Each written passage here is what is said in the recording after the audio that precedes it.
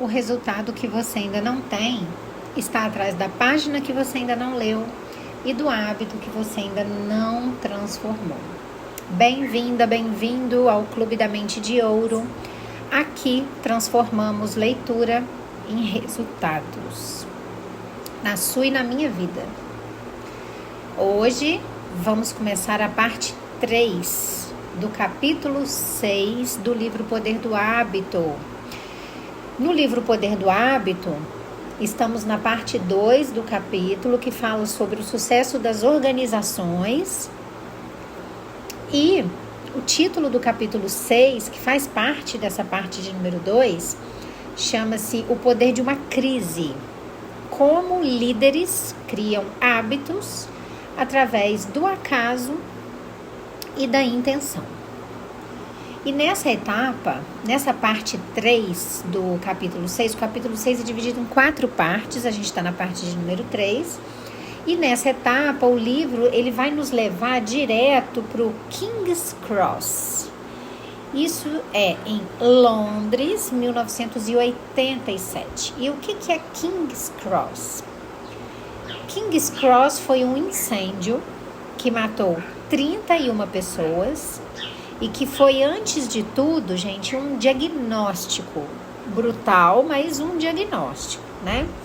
Daquilo que habitualmente a gente deixa invisível, tá? Então, a gente vai ler o texto da parte 3 do capítulo 6. Depois eu vou destrinchar, traduzir e vou pegar os pontos-chave para você adaptar, adequar e implementar na sua vida real, hoje ainda. Transformação de vida, ok? Através da leitura.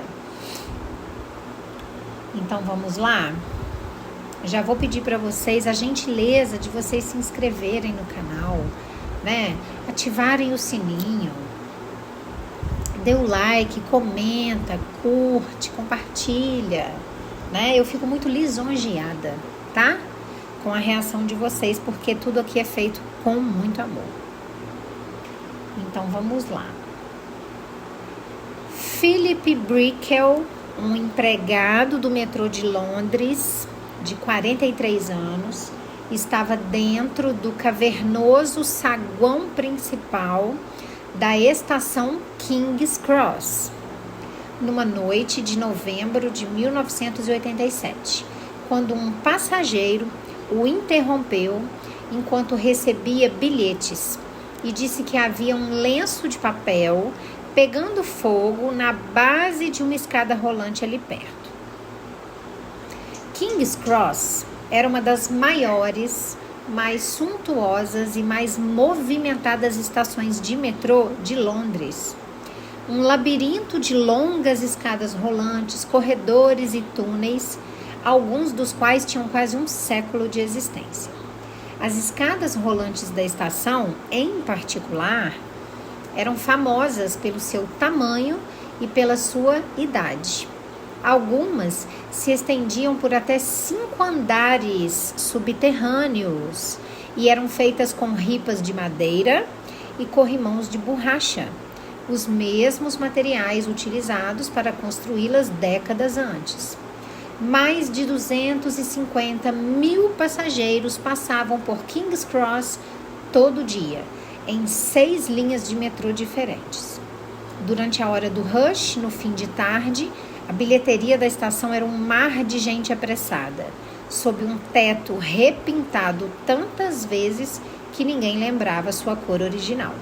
Então aí o autor já vai nos mostrando os materiais inflamáveis, né, dos quais a estação King's Cross de metrô em Londres era feita, tá?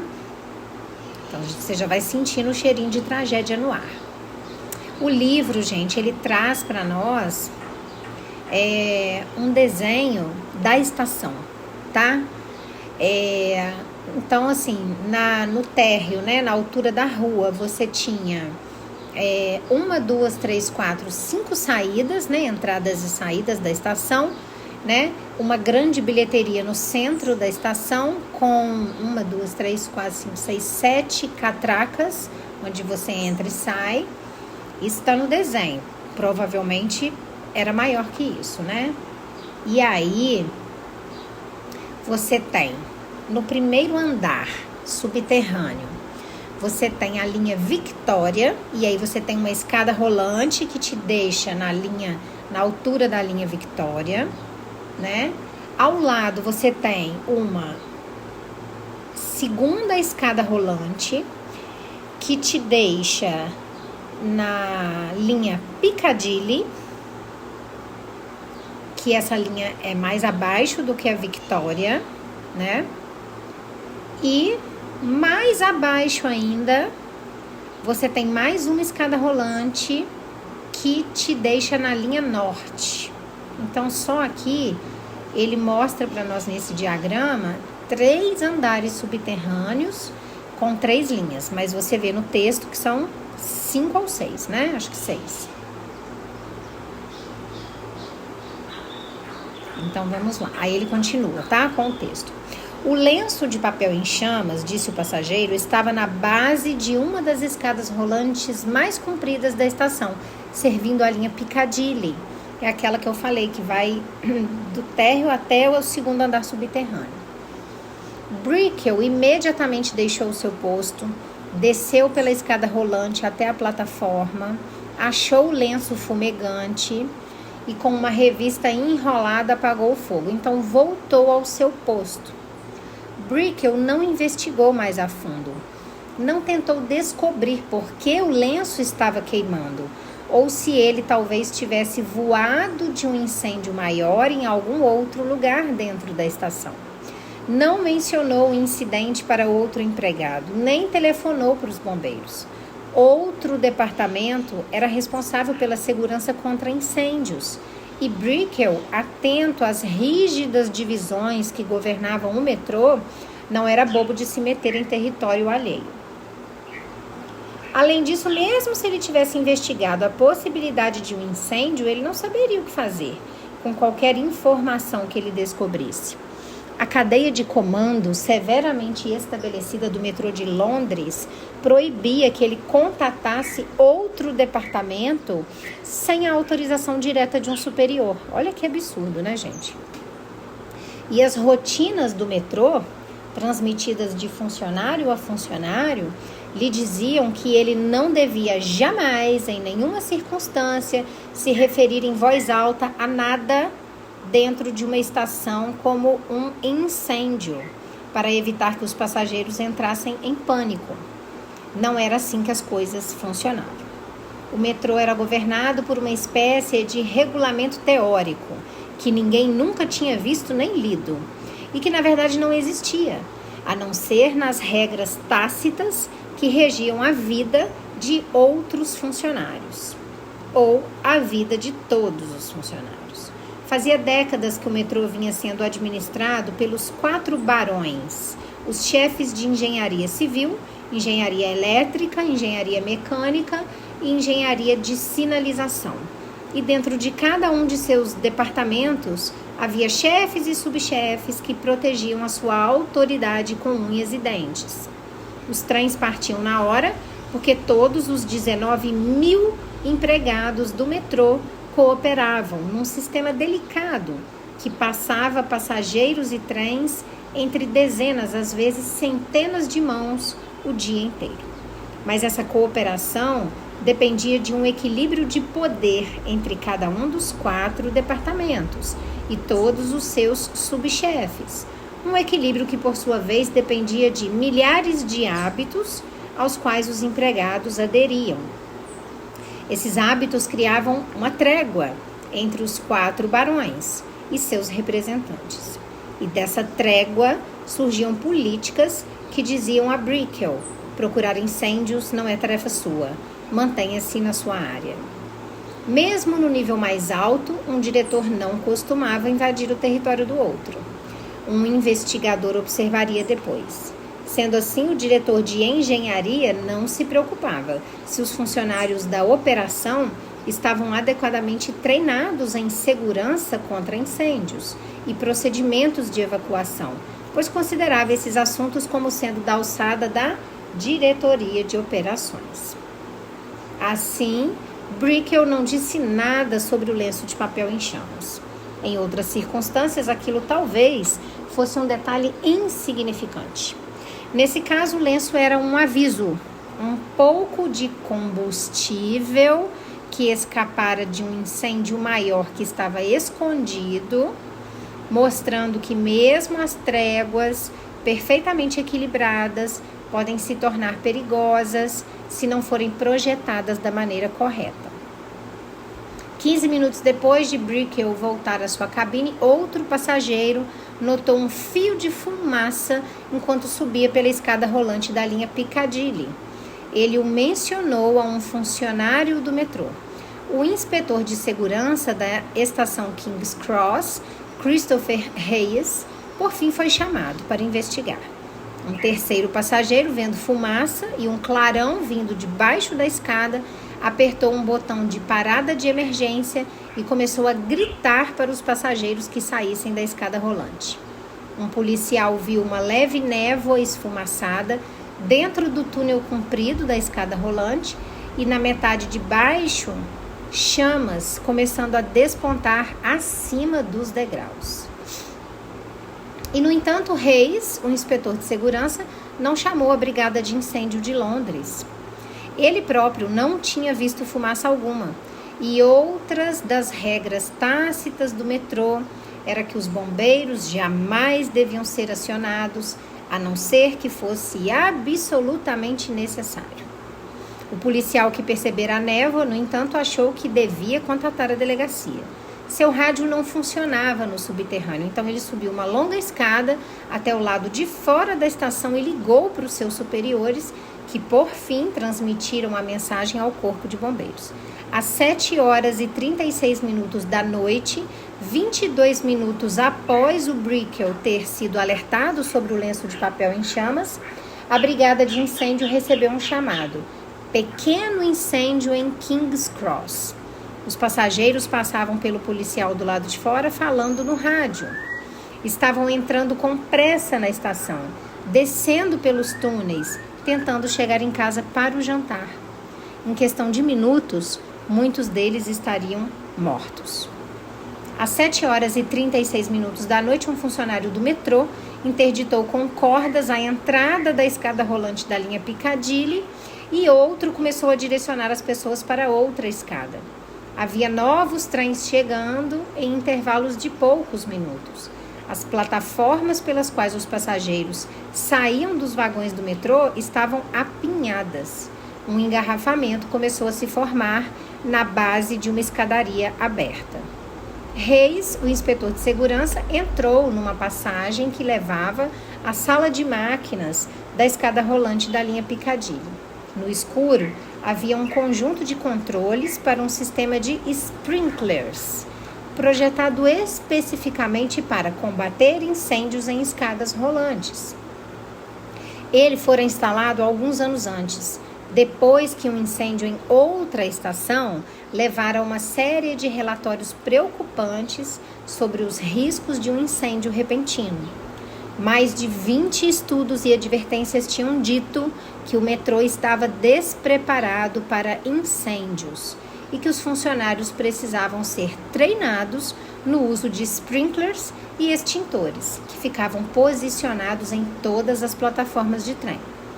2 anos antes, o vice-chefe assistente da Brigada de Incêndio de Londres escrevera ao diretor de operações ferroviárias, reclamando dos hábitos de segurança dos funcionários do metrô. Estou seriamente preocupado, dizia a carta. Insisto com toda a ênfase possível para que sejam dadas instruções claras de que a qualquer suspeita de incêndio, a brigada de incêndio seja contatada sem demora. Isso pode salvar vidas. No entanto, Hayes, o inspetor de segurança, nunca viu essa carta, pois ela foi enviada para uma divisão diferente daquela em que ele trabalhava, e as políticas do metrô jamais foram reescritas de modo a incorporar o aviso. Ninguém dentro de King's Cross entendia como usar o sistema de sprinklers das escadas rolantes, nem estava autorizado a usar os extintores, pois eles eram controlados por outro departamento. Hayes esqueceu completamente que o sistema de sprinklers existia. As tréguas que governavam o metrô garantiam que cada pessoa soubesse o seu lugar, mas não deixavam espaço para descobrir nada além do que ela tinha a obrigação de saber. Hayes passou correndo pelos controles dos sprinklers, sem ao menos olhar de relance para eles. Quando chegou à sala de máquinas, foi quase vencido pelo calor. O incêndio já era grande demais para ser combatido. Ele correu de volta para o saguão principal. Havia uma fila de gente parada nas máquinas de bilhetes. E centenas de pessoas circulando pelo recinto, indo para as plataformas ou saindo da estação. Hayes achou um policial. Temos que parar os trens e tirar todo mundo daqui, ele disse. O incêndio está fora de controle. Está se espalhando por tudo. Às 7h42 da noite, quase meia hora depois do lenço de papel em chamas, o primeiro bombeiro chegou a King's Cross. Ao entrar na bilheteria, viu uma fumaça preta e densa começando a serpentear rente ao teto. Os corrimãos de borracha das escadas rolantes tinham começado a queimar. Conforme o cheiro ardido de borracha queimada se espalhava, os passageiros na bilheteria foram percebendo que havia algo errado.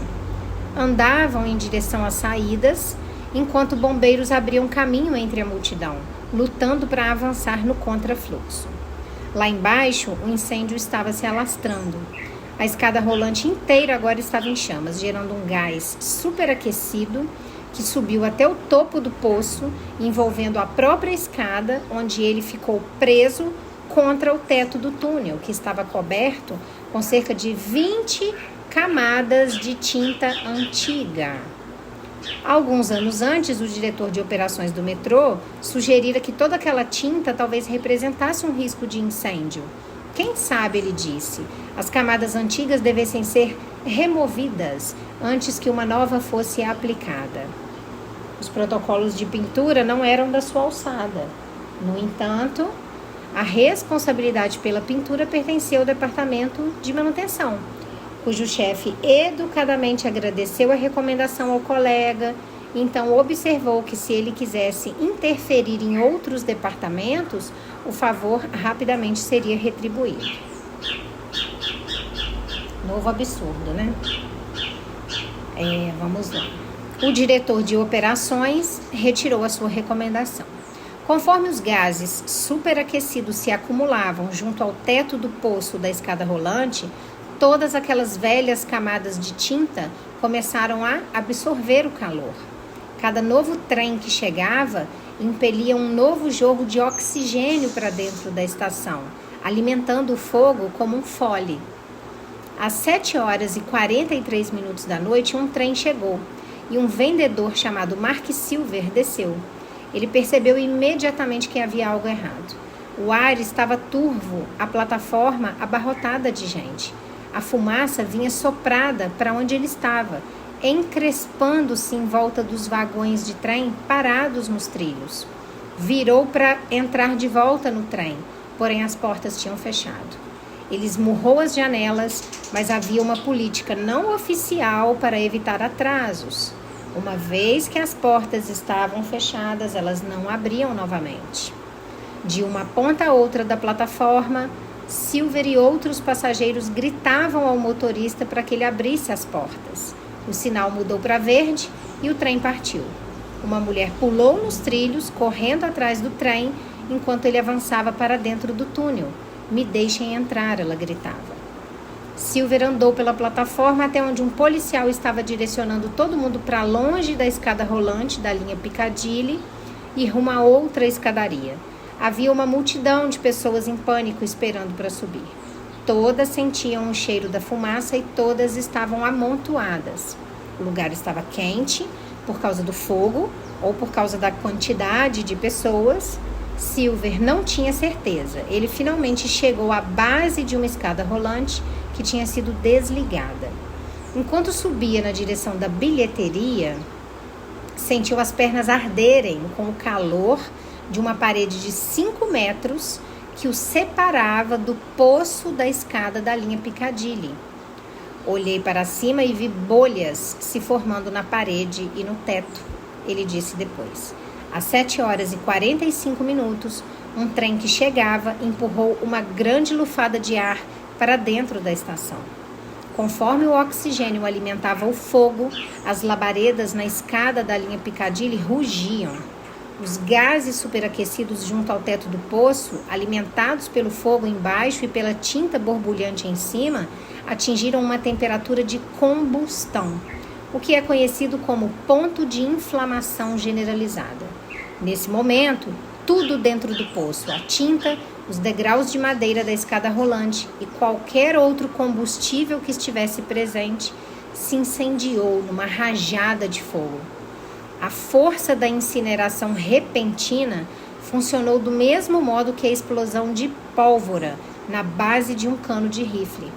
Começou a empurrar o fogo para cima, através do poço comprido, absorvendo mais calor e velocidade conforme o incêndio se expandia, até ser disparado para fora do túnel e para dentro da bilheteria, numa muralha de chamas que incendiou metais, ladrilhos e carne humana.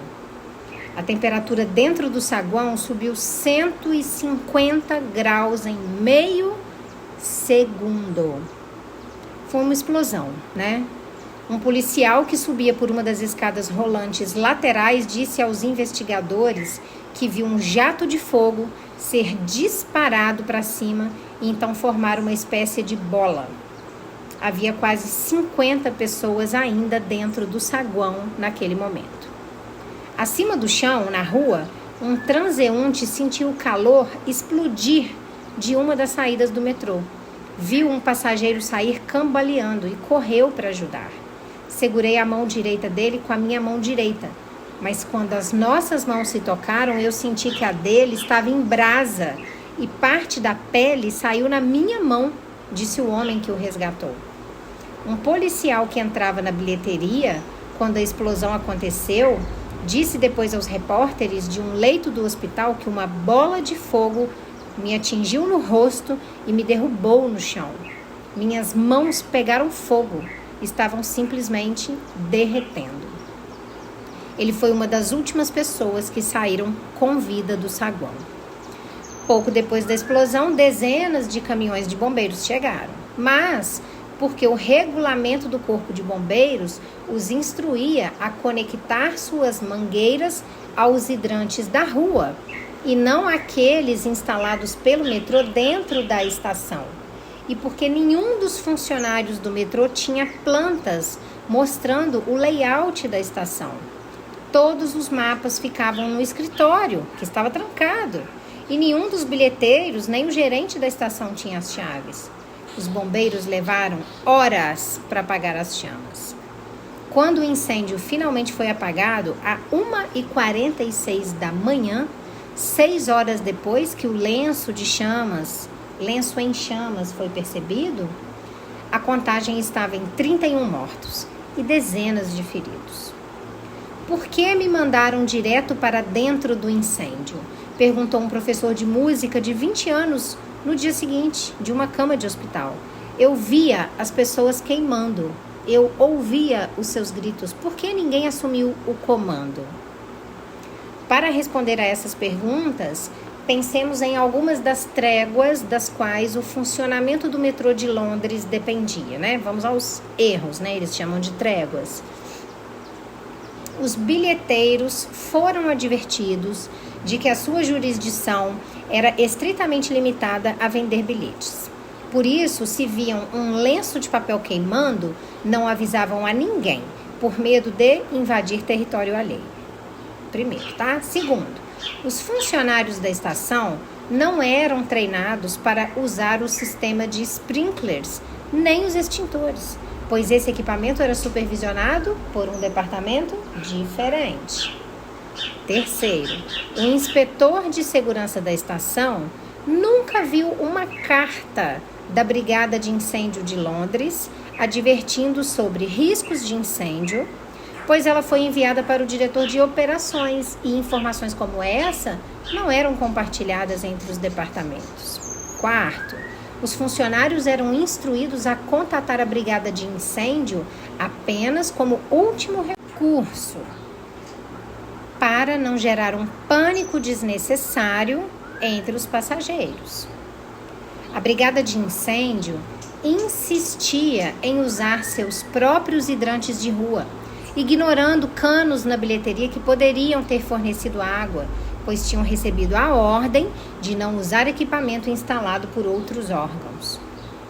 Em alguns aspectos, cada uma dessas regras informais, por si só, faz um certo sentido. Por exemplo, os hábitos que mantêm os bilheteiros focados em vender bilhetes em vez de fazer qualquer outra coisa, inclusive ficar atentos a indícios de incêndio, existiam porque anos antes, o metrô tivera problemas de falta de funcionários nas cabines. Os bilheteiros constantemente deixavam seus postos para recolher lixo ou indicar a direção dos trens para turistas e, como resultado, longas filas se formavam. Por isso, os bilheteiros receberam a ordem de ficar em suas cabines, vender bilhetes e não se preocupar com mais nada. Isso funcionou. As filas acabaram. Se os bilheteiros viam alguma coisa errada fora de suas cabines, além de seu escopo de responsabilidade, simplesmente não se intrometiam. E o hábito de a brigada de incêndio insistir em usar o seu próprio equipamento. Isso era resultado de um incidente. Uma década antes, quando um incêndio se alastrara em outra estação, enquanto os bombeiros gastavam preciosos minutos tentando conectar suas mangueiras a canos que não conheciam, todo mundo decidiu depois disso que era melhor se ater ao que eles já sabiam. Ou seja, nenhuma dessas outras rotinas era arbitrária. Cada uma foi criada por um motivo. O metrô era tão vasto e complicado que só podia funcionar sem percalços se as tréguas eliminassem possíveis obstáculos. Diferente do que acontecia no Rhode Island Hospital, cada trégua gerava um legítimo equilíbrio de poder. Nenhum departamento estava acima dos outros. E, no entanto, 31 pessoas morreram. As rotinas e tréguas do metrô de Londres pareciam todas lógicas, até que brotou um incêndio, ou seja, a crise que o capítulo 6 fala. Nesse ponto, uma verdade terrível veio à tona. Não havia uma pessoa, departamento ou barão que fosse responsável, em última instância, pela segurança dos passageiros. Às vezes, uma única prioridade, ou um único departamento, ou uma única pessoa, ou uma única meta, precisa se sobrepor a todo o resto. Por mais que isso seja desagradável ou ameace o equilíbrio de poder que mantém os trens passando na hora certa. Às vezes, uma trégua pode gerar perigos que pesam mais que qualquer paz. Há um paradoxo nesta observação, é claro. Como uma organização pode implementar hábitos que equilibrem a autoridade e, ao mesmo tempo, escolher uma pessoa ou uma meta que esteja acima de todas as outras? Então, não há equilíbrio, é isso que ele está querendo dizer, Como os enfermeiros e médicos podem compartilhar a autoridade sem que deixe de ficar claro quem está no comando? Como um sistema metroviário evita tornar-se atolado em disputas de territórios sem deixar de garantir que a segurança continue sendo uma prioridade, mesmo que isso signifique que as linhas de autoridade precisem ser retraçadas, ou seja, alguém tem que mandar mais que outras pessoas. A resposta é aproveitar a mesma vantagem que Tony Dungy encontrou quando assumiu os lamentosos Bucks e que Paul O'Neill descobriu ao tornar-se diretor executivo de uma Alcoa desgovernada. Agora a gente está voltando nos capítulos anteriores, É a mesma oportunidade que Howard Schultz explorou quando voltou para uma Starbucks vacilante em 2007. todos esses líderes aproveitaram as possibilidades criadas por uma crise. Durante uma turbulência, os hábitos organizacionais se tornam maleáveis o bastante, tanto para alocar responsabilidade, quanto para criar um equilíbrio de poder mais imparcial. Na verdade, as crises são tão valiosas que às vezes vale a pena avivar um senso de catástrofe iminente em vez de deixar a coisa assentar. Ok? A parte 3 do capítulo 6 termina aqui. E agora, vou resumir para vocês os pontos importantes desse texto, tá? É um texto longo, mas um texto de suma importância. Então, vamos lá, olha só. O que ele falou? Isso tudo aí que ele falou e que eu li para você, li com você, ele está falando o seguinte. Primeiro, ele está falando que crises revelam hábitos dessas instituições que estão ocultos, né? Ou seja, revela aquelas tréguas e aquelas rotinas que funcionam até explodirem. Explodiu um incêndio, explodiu uma crise, não funciona mais, tá? Então, ele está dando importância para uma crise. Segundo ponto importante. Hoje o passarinho tá que tá, né, gente? Vamos lá. É porque eu moro muito perto da natureza, então, assim, é muita animação. Segundo ponto importante. King's Cross, que é a estação de metrô de Londres, mostrou que uma rotina sem uma autoridade única de segurança pode matar. Tanto que matou, né? Ou seja, o que King's Cross mostrou? Que uma trégua perfeita, porque tudo funcionava, né? Ela pode ser mortal. Por quê? Porque não tinha um chefe dos chefes, quem mandasse, ok? Terceiro ponto importante que esse texto nos traz. Líderes que são transformadores realmente, eles usam a crise que acontece para reescrever a instituição, para reescrever as rotinas da instituição, né? Então, eles dão responsabilidade a quem tem que dar, eles criam prioridades mais claras e eles tornam novos e bons hábitos obrigatórios. É isso que um bom líder faz, né? E quarto,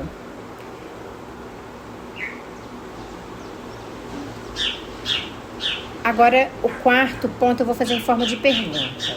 Uma pergunta estratégica. Pensa junto comigo. Quais tréguas injustas mantêm tudo aí funcionando? Sua vida, seu negócio.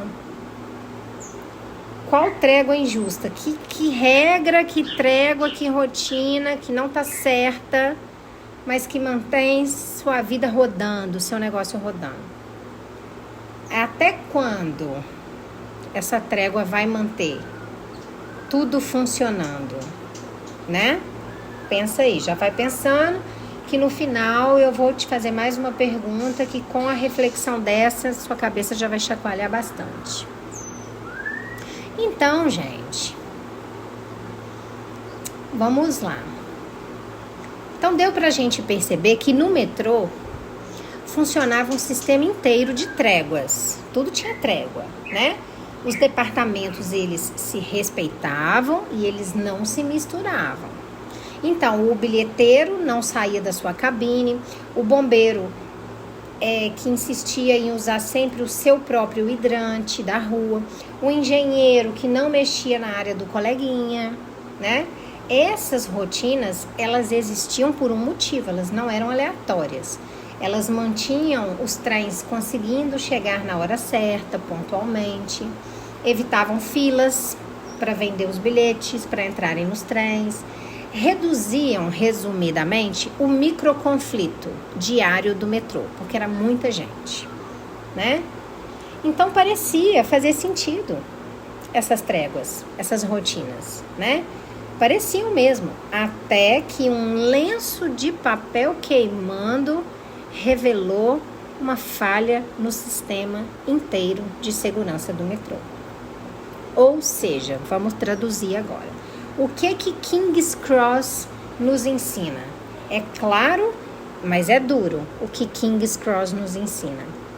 Nos ensina que os hábitos das organizações, bem ajustados, eles podem se tornar mortais quando ninguém está autorizado a assumir a responsabilidade pela segurança.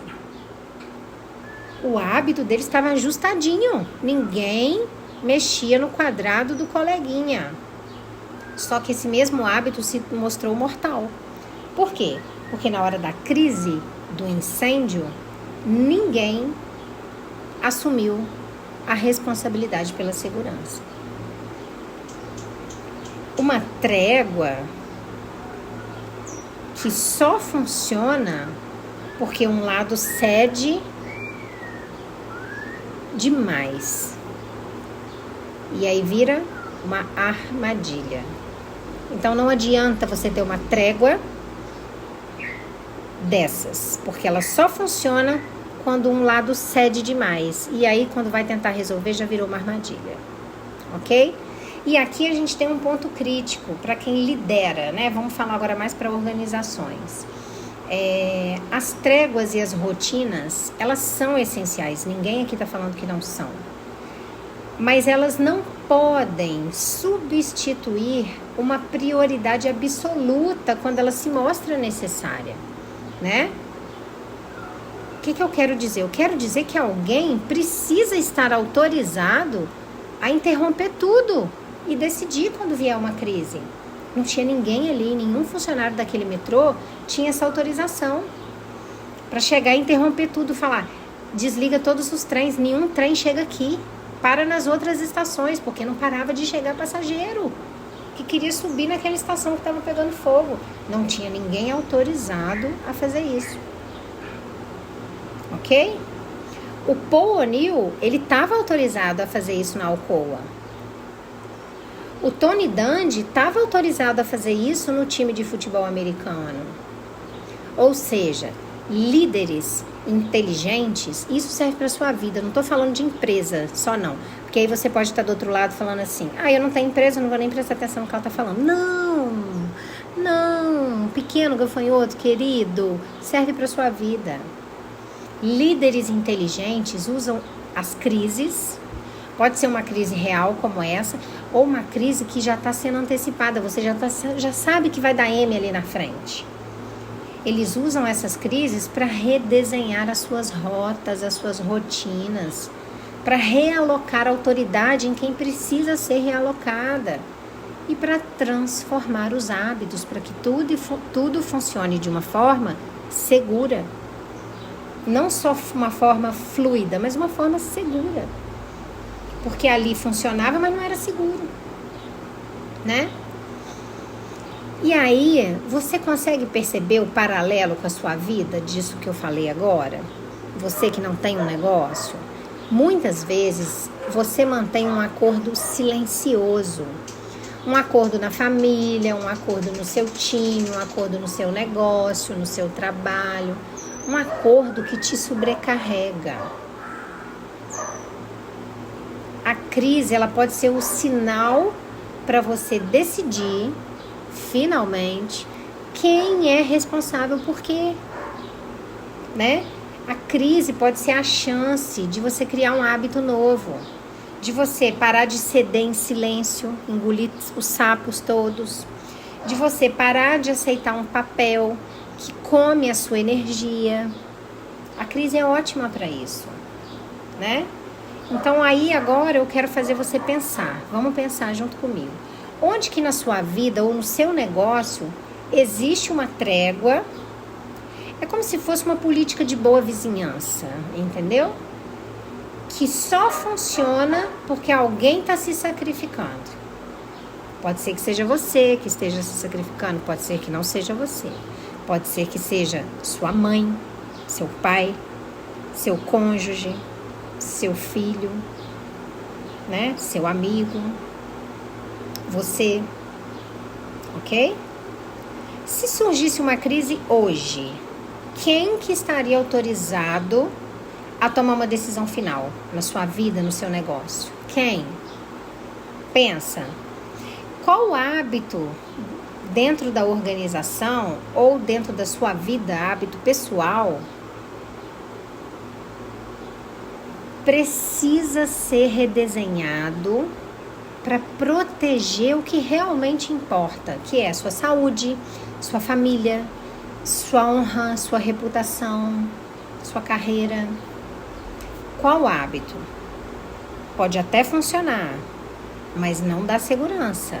Ele está errado. Qual hábito precisa ser redesenhado? Para proteger, gente, o que realmente importa, sua integridade física, mental, sua saúde, sua felicidade, sua família, porque tem coisa mais importante que isso? Eu desconheço.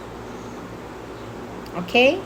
No meu livro Mente de Ouro, eu te ensino a identificar essas tréguas, a mapear esses gatilhos, essas deixas e essas recompensas, e a desenhar rotinas alternativas, que essas sim vão proteger sua energia, vão proteger sua prosperidade. O Mente de Ouro é um manual prático para você transformar padrões que são de alto sacrifício em sistemas em que você lidera, sistema de liderança, né? Um sistema que tem limite, mas que também tem prosperidade. E junto vem o bônus cofre dourado da prosperidade, que tem exercícios para você instalar novos hábitos, mesmo em meio ao caos, tá? Eu vou deixar o link na descrição do vídeo e no primeiro comentário fixado. Agora, eu quero que você escreva, agora eu quero que você responde para mim nos comentários. Qual trégua na sua vida, no seu negócio, você está disposto a romper? E qual hábito novo de responsabilidade, de segurança, você está disposta a instaurar na sua vida a partir de hoje? Tirar uma coisa ruim, colocar uma coisa boa, que você sabe que vai te fazer bem, e que às vezes não é tão agradável no início. Responde aí pra mim. Você tá no Clube da Mente de Ouro. Aqui não tem teoria vazia. Aqui você não apenas entende um problema, como você também aprende a redesenhar a solução, né? As crises, elas não vêm só para derrubar a gente. Eu acho que essa é a principal mensagem do texto de hoje. As crises, elas expõem onde que os hábitos precisam ser reescritos. Expõe a ferida aberta. Precisa de curativo ali naquela ferida, precisa de tratamento. É isso que a crise expõe, tá? Então, assim, seja a pessoa que, em vez de tolerar a crise, decide em meio à crise. Bingo? Bingo. Seja a liderança na sua vida, no seu trabalho, mas uma liderança que cria hábitos seguros, hábitos justos, hábitos prósperos. Não estou falando para você ser aquela liderança totalitária, com autoritarismo. Não.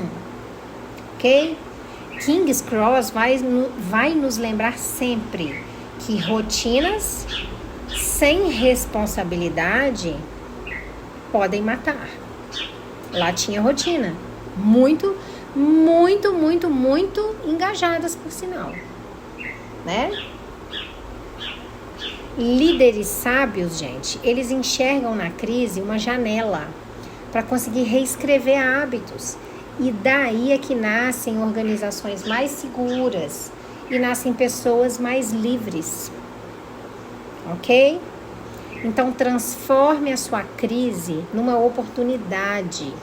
Oportunidade de criar hábitos que sustentem a vida que você tanto deseja. Porque o resultado que você ainda não tem, com certeza está atrás da página que você ainda não leu. Por isso que aqui eu leio para você e com você. Então, já te peço gentilmente, Se inscreve no nosso canal, se ele faz sentido para você, se ele ressoa no seu coração, ativa o sininho, dê o seu like, compartilha com quem você ama, porque o que eu tô compartilhando aqui com vocês é só para tornar vocês pessoas melhores, não é para fazer nada de mal a ninguém, tá? Um beijo grande no coração de vocês.